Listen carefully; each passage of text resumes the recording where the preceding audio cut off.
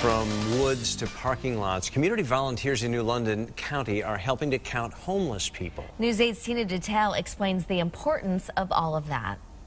This is the women's side of the shelter here at the Homeless Hospitality Center. Now, some of these ladies, they make themselves right at home, but there are plenty of other men and women who choose not to come inside, even in this weather. I still see people laying on top of garbage with blankets, and it saddens me. Rosalind Ogmon has stayed at the Homeless Hospitality Center in New London. A lot of the people have mental illness that will not come into a shelter to be warm. There may be many reasons people choose to stay outside in so-called tent cities and other areas out in the elements. These pictures were taken by the 55 volunteers in New London and Norwich who went out Tuesday night to try to get a count on the homeless, unsheltered, and in shelters.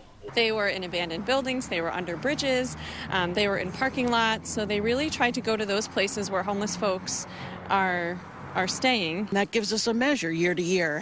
What progress are we making? The point-in-time count is done throughout the state the same time each year in an effort to end homelessness. We have business cards, we go out with hats, gloves, bus tickets. They also had a contingency plan to get people shelter right away if they wanted it. My shelter living is soon to be over. And that is the ultimate goal. It's always overwhelming to just see the number of people that want to be a part of this, that care about what's going on in this community.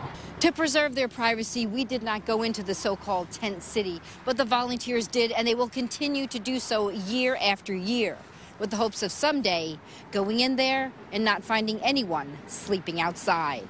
In New London, Tina Detel, News 8.